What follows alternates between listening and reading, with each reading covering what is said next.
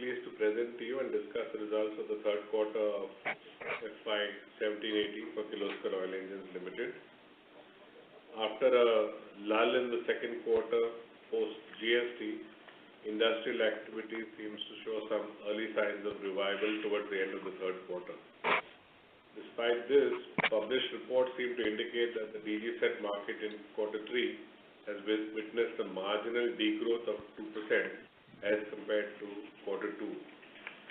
This probably can also be attributed to seasonality and lower demand from telecom sector. Rural markets, however, continue to be affected more than the urban markets.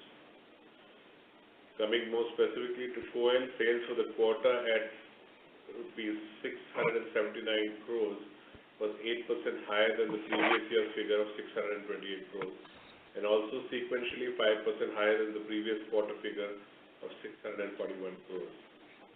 With this, the cumulative sales net of excise stood at rupees 2,025 crores as against 1,930 crores of the previous year, which translates to a 5% growth. As compared to the previous year, domestic PG including KGT remained almost flat. However, the momentum in the industrial segment continued with both off-highway engines and tractor engines demand continued. The industrial segment witnessed a 17% growth as compared to the previous year's same quarter. While agri continued to be subdued, it was 16% up as compared to the previous year. Consumer spares and customer support business were more or less in line with the previous year. While exports were 30% higher than the quarter 3 of the previous year, there was no growth seen on a sequential basis. Business in our major markets like Middle East and Africa continued to be adversely affected due to political and economic conditions. New markets contributed about 10% of the business in current year and includes Vietnam, Myanmar, Peru, Ecuador, Haiti and Malawi. The rupee strengthening was a further dampener on export realizations. EBITDA for the quarter at ₹64 crores was 11% higher than the previous year figure of 58 crores and the previous quarter figure of 57 crores. This was largely possible on account of better top line and a better sales mix. Continuous profit improvement programs helped contain the commodity price surge to some extent. Profit before tax for the period stood at 58 crores as against 47 crores of the previous year and 44 crores of the previous quarter. Interest on income tax refund of rupees 10 crores was to some extent offset by lower returns on mutual fund portfolio, on the investment portfolio. So with that, we'll open up to questions. Thank you. Sure, thank you very much. We will now begin with the question and answer session. Participants who wish to ask questions may press star and 1 on your touchtone telephone. If you wish to remove yourself from the question queue, you may press star and 2. Participants are requested to use handsets while asking questions. Also, we'd like to inform participants that in order to ensure that the management is able to address questions from all participants in the conference, please limit your questions to 2 per participant. We take the first question from the line of Balachandra Shinde from Anand Rathi. Please go Good afternoon, sir. Sir, regarding 750 and 1000 kVA, would like to know, are we participating in the other metro orders also like Chennai Metro? And what kind of opportunity will be there? And second question is regarding ROCs which we have mentioned. Overall, if we see that our fixed asset turnover was better, but still ROCs and operating ROCs were lower. Any specific reason behind that?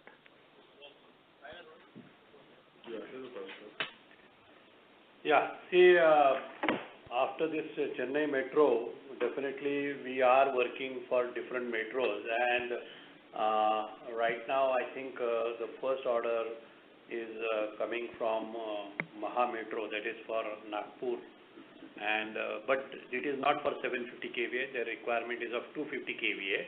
But the next requirement is at Jaipur, that we are participating. That is also, I can say, favorable condition is there.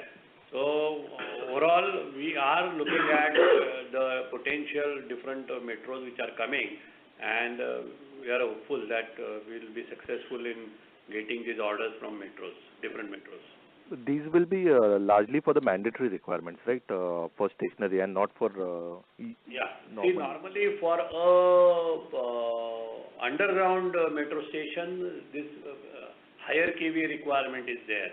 For a normal station, people are covering with through 250 kVA. Okay, 250 kVA will do. Okay, Right. fine. Thanks. And so second question? Yeah, so the ROC, basically, when you talked about only the fixed capital, but there's also the working capital. And as we've been mentioning in the last few calls ever since Ind AS, we've had to change the way we account. So you'll find that there is, from a working capital point of view, it has been higher. And bills which we used to discount earlier are no longer discounted. So there is a higher working capital. That is one of the reasons. The other is, of course, as we start improving our overall profit, you will find this improving. So I think if I look at it a month in isolation, it'll give you a figure. If I look at it at a period end, it'll be suggestive of something else. So it's not only fixed capital, it's also operating capital and also the profits which you earn. No specific reason otherwise. But. Okay. Thank you, sir. I'll come back for further questions. Thank you. The next question is from the line of Sujit Jain from HDFC Securities. Please go ahead. Good afternoon, gentlemen. You've spoken about HHP segment metro.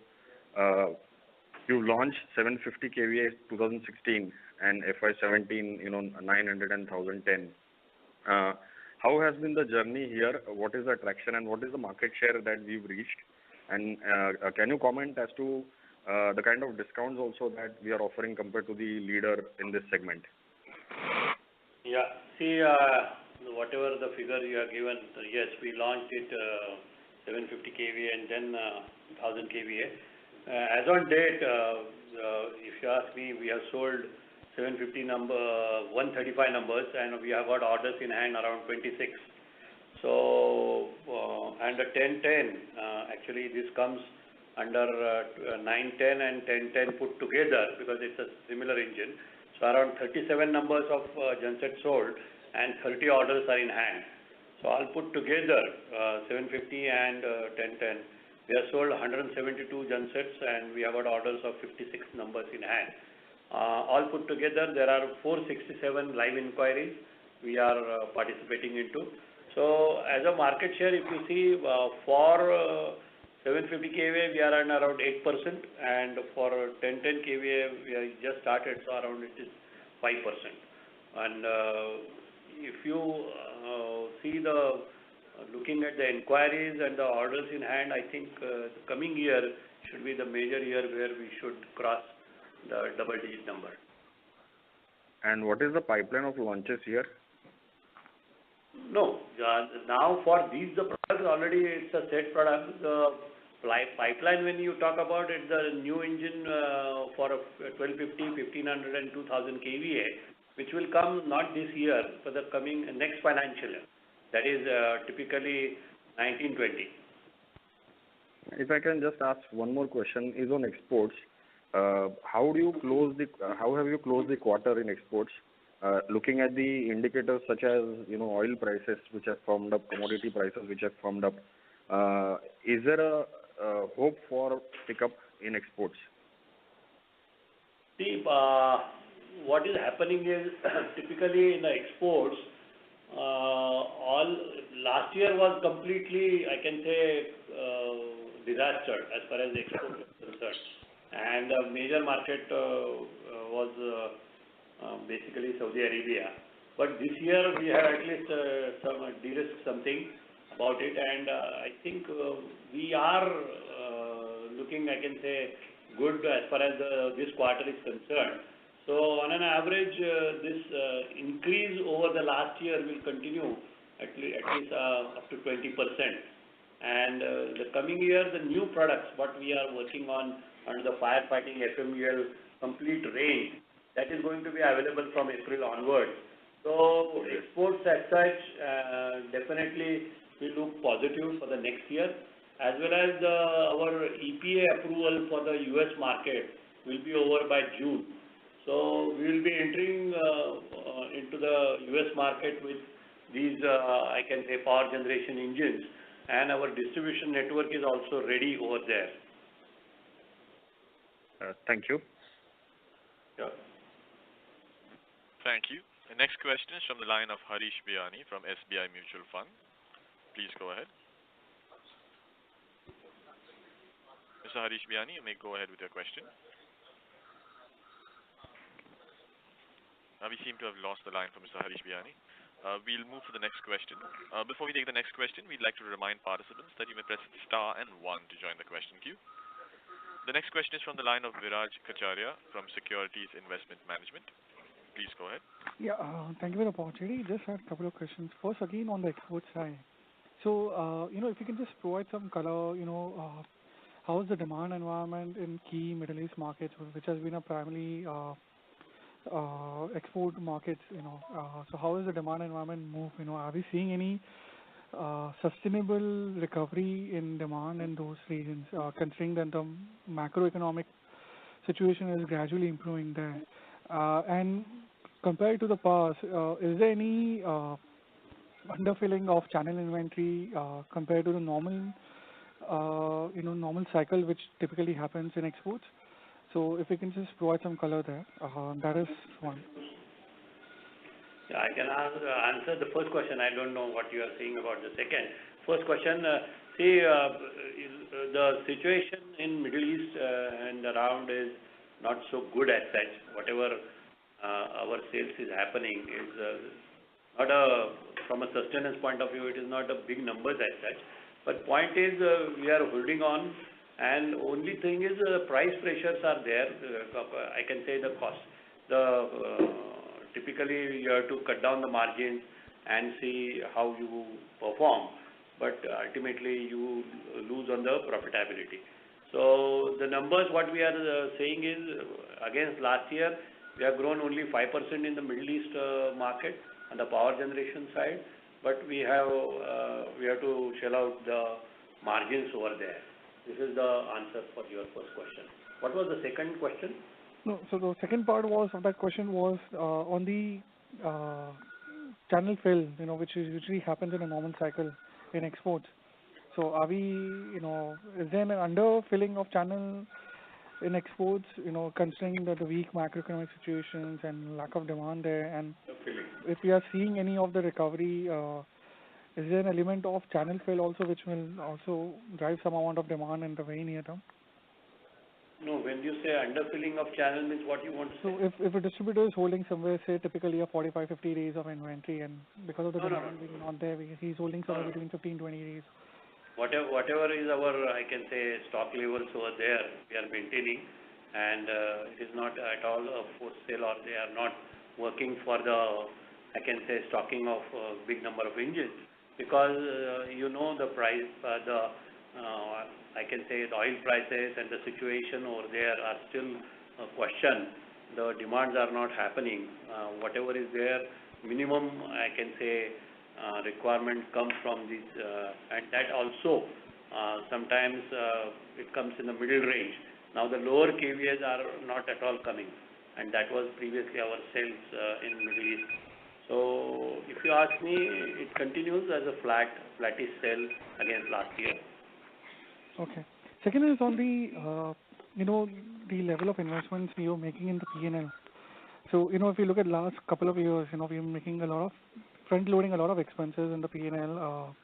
So if you can just provide if you can elaborate, where are these towards, and directionally, are we, looking forward to continue to make these investments, No,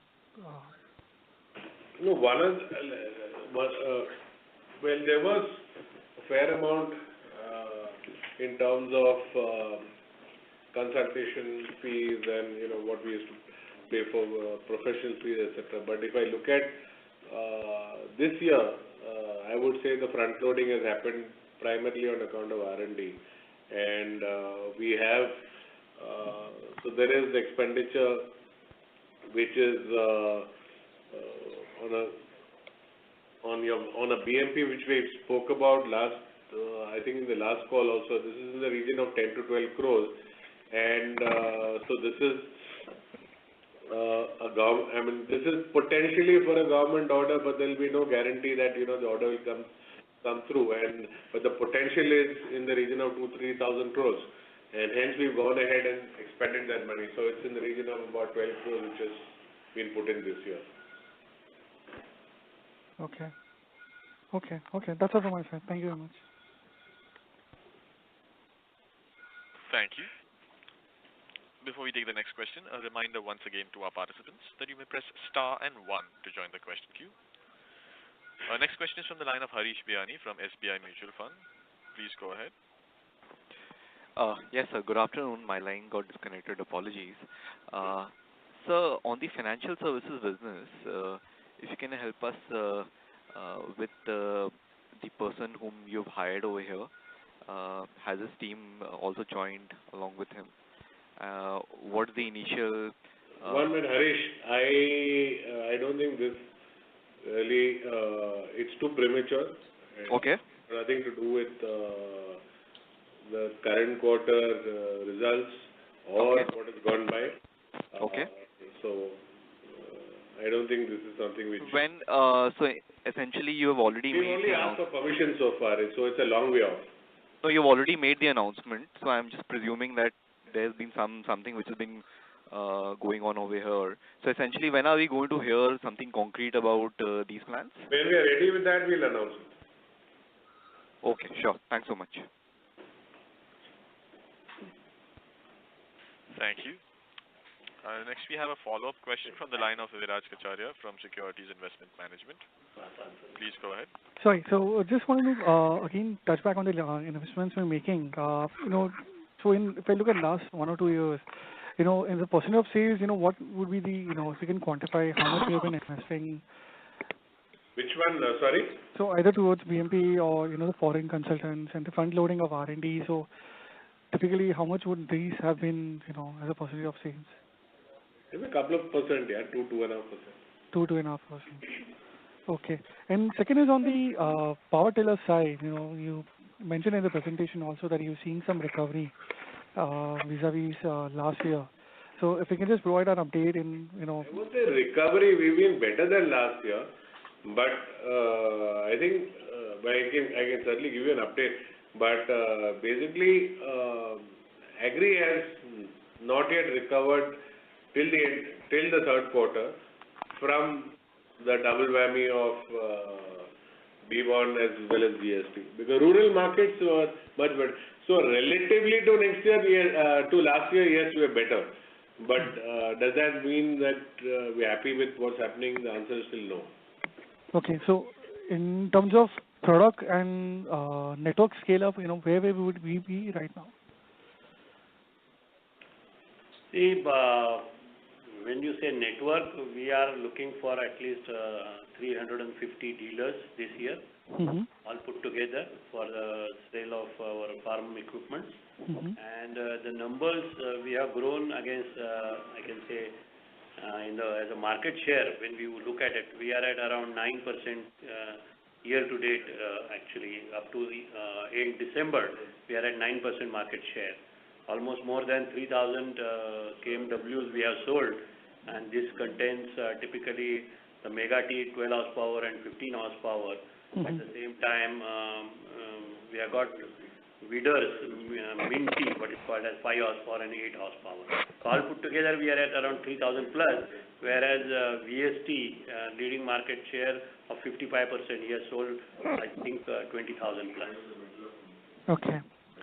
So when we report in the presentation, we say we sold close to 2,200. So that would only be... That is only KMW, typically, your power dealers, but the other power weeders also are there when I say 3,000 plus. Okay, so in terms of product being eligible for subsidy, even the 5 and the 8 HP. Yeah. So all the products are basically now eligible for subsidy across different states. Correct. Now, when I say 12 horsepower, it was the derated 15 horsepower previously we launched, but the now new engine we have developed for 12 horsepower, and the seeding quantity will start from month of Jan. So the major focus for the coming year is because the total market 12 horsepower is a bigger thing, and in that our market share is today hardly, I can say, nothing is there. But for 15 horsepower, today we are at around 50% plus market share, which is a small market. And now even competition is also wants to develop their own product for 15 horsepower, looking at the, I can say, demand which is slowly coming up for the 15 horsepower power tiller. Okay. So in terms of FY19 and FY, so if I look at next 2 years, what kind of business scale up are we looking in, say, tillers and other, for KMP as a whole? Yeah. Tillers, we are looking for the next year at least we should go around 8,000 plus. Okay. Got it. And lastly was on the acquisition pertaining to Lagager. If we can, provide some update as to where we are. So we are in the process. See, the first year our focus has been on integration of various parts of the business, and I think so we've got a roadmap for that. We have our regular reviews, and I think it's going as per what we wanted. Obviously, LGM was not insulated in their rural market again, so it's not been a particularly great year, but we are not concerned about that because I think it's not something which is peculiar to them, but it is the industry as a whole has had not so great a year. But I think what's good is that ESL orders are now being, in fact, executed, and we look forward to some of the larger ESL tenders also in the coming months, and confident that we will, like the first one, we will be able to get some of those orders also. And those are government orders, especially in Orissa, have also been doing well. Market, like I said, we've deliberately also taken a position that we will not try to overfill up the pipeline because the secondary sales needs to start happening before we start really dispatching again and looking at primary. So primary sales is not going to be a focus. We want to make sure that the end customer is lifting the product, and hence we have deliberately kind of slowed down, and that has given us time also to integrate a lot of the other functions across the board. Okay. So because if I look at the margin profile of this entity vis-a-vis KOEL, there seems to be a good amount of differential in terms of operating margins, which... Yeah, but it's not something which concerns us, and that is precisely what you said, because whenever you look at, let me put it the other way around, if there was an entity where everything was sublime, and I don't think it would have been an entity which would have put itself up anyway for a sale unless there's some... So beyond a particular threshold limit, you're also looking at a partner to help you to take it to the next level. And we feel that there is enough on the table as an opportunity to take it, whether it is in top line, whether it is in bottom line. And but that having said, we don't want to rush through it, and we'll take our time to put the pieces into place. But we certainly feel that we will take it to a next level together with the existing promoters there. Right. So in terms of directionally, if I look at next 3 to 5 years, would this entity be on a similar trajectory in terms of overall profile as what KOEL is? I mean, that's what internally... When you talk about overall KOEL means what? Sorry, if you look at, because you can't compare electric pumps with generator sets and exports and so which part of KOEL are you looking at? So overall, on a consolidated basis. Consolidated basis, this is at a,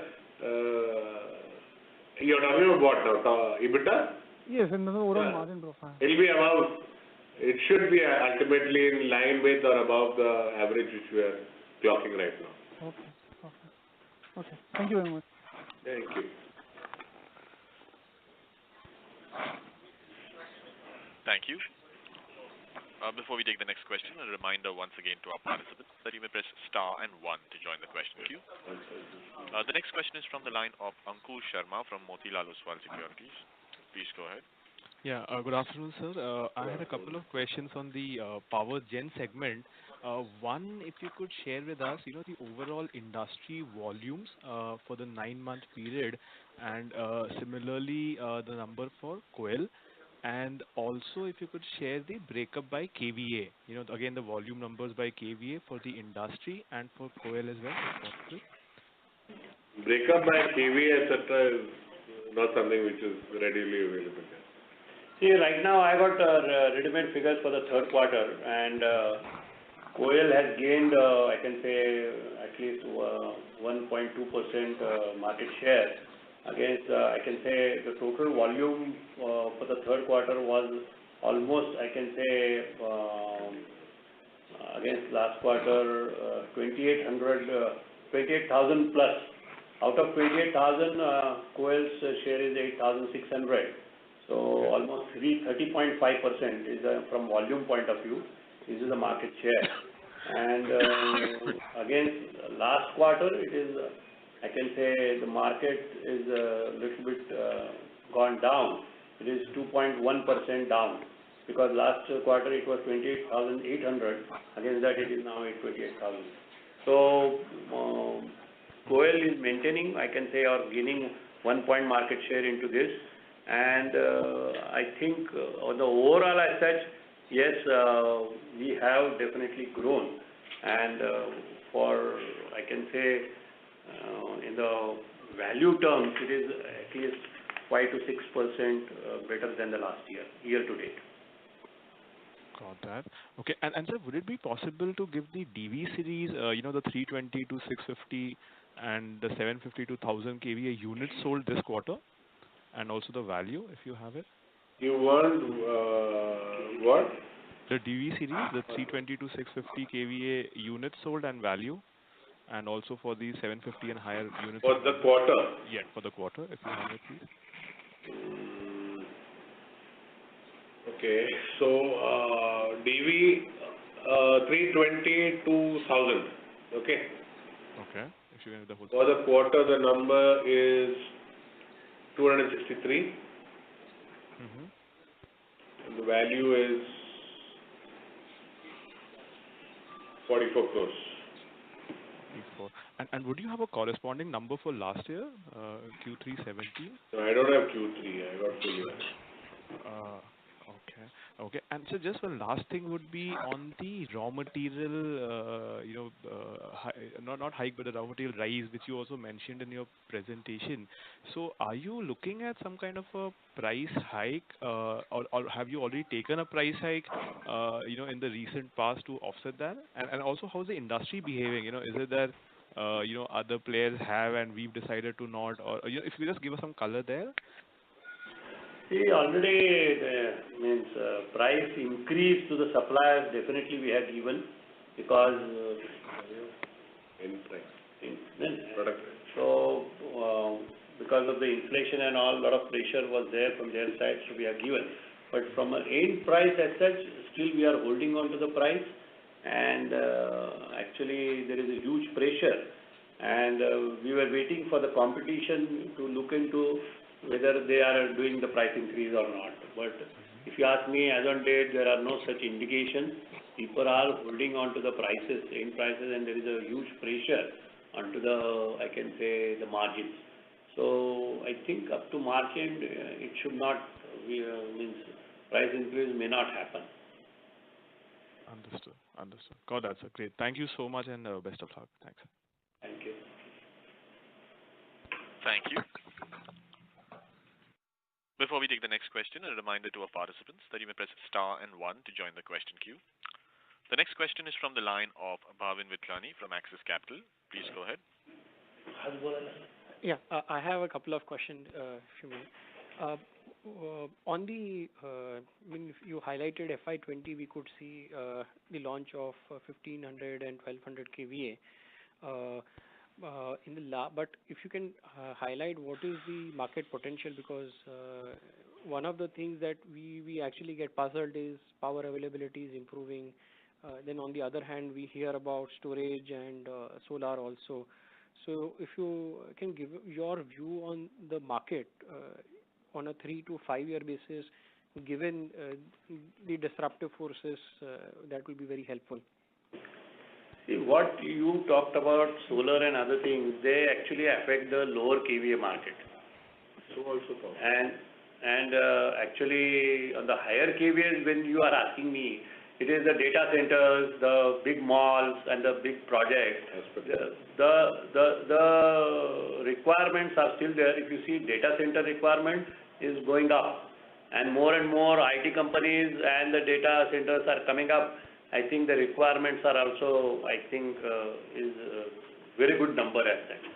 Recently, I remember we have got the order of Vodafone onto the data center, and now we have entered into that market. So it's a good market, and as compared to, no doubt, on 750,000, it is low in numbers, but that market it has not got affected because of any of this renewable or solar or whatever you say. So this market is there, and normally this market will remain there because huge requirement of space, suppose it is solar, or by way of, any means, you cannot match that requirement of uninterrupted power continuously for 1500 kV or 2000 kV. That remains there.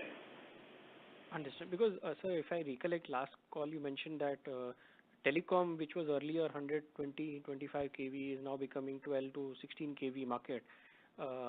And data center, we hear people who are going for N+2. Say for 20 megawatt is the requirement, they go for 40 megawatt. Any change in that N+2 concept, or that remains the same? If you could give the example of the recent Vodafone order that you got. Yeah, it still remains. Okay, so that opportunity is fairly large. So it is there. Yeah. So if we were to look at KOEL on a 3 to 5 year basis, what could be the growth drivers? So one, you clearly mentioned exports going into new territory and geography like the US. If you can highlight on the other aspect on a 3 to 5 year basis, where do we see KOEL? Since we are discussing onto the power generation as a market, I will just talk about basically on the power generation. It maybe is a steady market, it is a flat market. On the lower kVAs, it is going down, but some numbers are coming up with now dairy. The dairy requirements are picking up. So a lot of requirements come up on the dairy. I think this year and the next year, the telecom requirements are going to come up very fast, because we could see the numbers are coming up on telecom, and I think we also got the order onto the RGO telecom for this quarter of almost is going to be ready this year, and we will be talking to our all OEMs to support them within the time frame, because ultimately BS4 will be the major challenge for all the equipment manufacturers, and I think we will have a better grip onto this market, because our relationship with all these OEs for the last so many years, at the same time our recipe is right now ready. Yes, so just lastly, if you could break up the 130 crores of industry into the tractors and the construction equipment. Just, Bhavendra, repeat that? The 133 crores of revenues of industrials, how would that be broken up into tractors and the construction equipment? 130. You're talking about what? Q3? Q3, right, Q3. Or if 9 months is also... that also would okay. 130 includes exports actually. If you look at domestic, you're talking about industrial, which is construction equipment, earth moving, fluid handling. If I put all that together, it's about 90 crores out of that. Material handling will be about, 1 minute. And tractors about 20. So it's basically tractors about 27 crores out of that total. Okay, and how would have these grown on a YY basis? Tractors have grown more than... Market or us? No, your numbers. Our numbers. 9 to 10%. We would be at about 10 to 12% range. Tractors. Tractors, yes. Okay, and the construction equipment, how would that have? 1 minute, I'll just try to see. So industrial engines is about 19%, and tractors about 8%. Okay, yeah. Thank you so much. Moderator, you can go to the next question, please. Sure, thank you very much. Before we take the next question, we'd like to remind participants once again that you may press star and 1 to join the question queue. The next question is from the line of Renu Baid from IIFL. Please go ahead.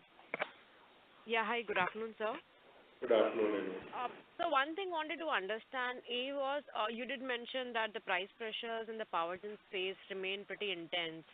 So what is the broad outlook? Are we seeing competition as in despite increasing commodity prices remaining fairly firm with respect to pricing? And even our HHP range was launched at a fairly aggressive price in the market. So do we see the overall price pressures or competitive intensity slightly easing out, or it is likely to be equally tough? And are we seeing any new entrants getting more aggressive apart from the top 2 or 3 players? See, the pressures will continue up to March end. This is what is the first, I can say, comment, because there will be, I can say, normally the first quarter is the, I can say, little bit good requirements because of the summer.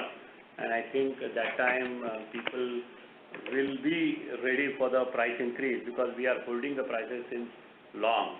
And I think already when suppliers, otherwise they hamper the deliveries, already people are giving the price increases to the suppliers. So that pressure will be, I think, will be eased out. This is what we feel is from April onwards. So this is the first comment. Second is, what was the other question you said?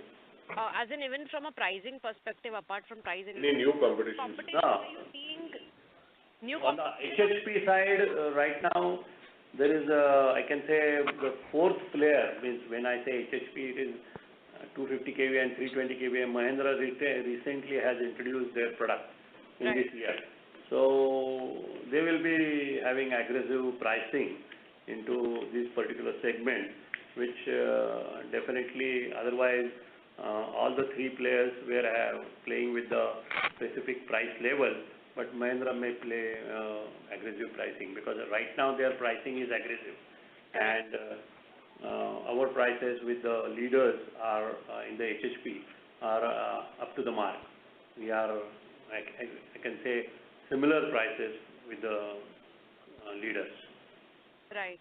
So second thing you're on, you did mention that power gen demand will be a little soft but should pick up. But apart from data centers, how are you looking the market demand picking up from the residential as well as the commercial space? Because post-RERA now we are hearing some positive feelers from the real estate developers also. So as in at the installation or the delivery ends, have you seen the order pipeline improving compared to what it was last year?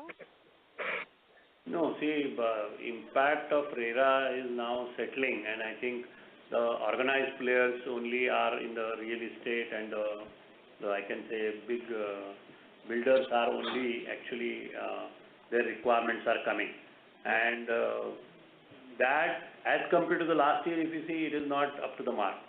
It is I can say it has reduced, but we could see that slowly this market will come online because the construction, we could see the requirement is going up for and that is also for the higher KVAs, not on the lower KVAs, because the different projects which are with the different, I can say, big builders, it is the higher horsepower only. Okay. And so my last question, if you are comfortable answering it, over the last couple of months, there have been a lot of media speculation and articles regarding likely monetization by the promoters in coal for the investment that they've had in the coal side. So as in, are we seeing any similar thought process with the promoters? Are they looking to exit out the power gen business? Or it's just me? I was actually looking forward to having you as my PR agent, Renu.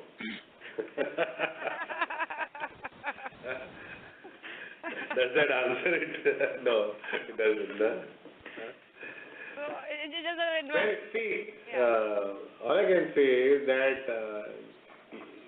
you must have read what is in the press, but did you also see my refutal to stock exchange? Yeah, I did see that, but then. Good. So was that just a response to one of the bidders, the speculators which was there, or the see the question is essentially whether the name might be here or there for the prospective bidder, but is this is there any process or thought process within the promoter group that they want to monetize investment in coal? It could be through a strategic partner, it could be to some other investor as well. So this question is addressed to the promoters, huh? Yep. So then it needs to be addressed to the promoters. Okay. Sure, sir, no issues. Thank you so much for your questions. Renu? Yeah, sir. No. Thank you.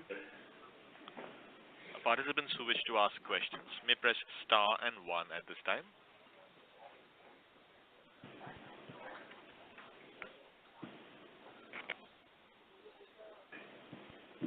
Thank you. As there are no further questions, I'd like to hand the conference back to Mr. Bhavin Vithlani from Axis Capital for any closing comments. Yeah. Thank you.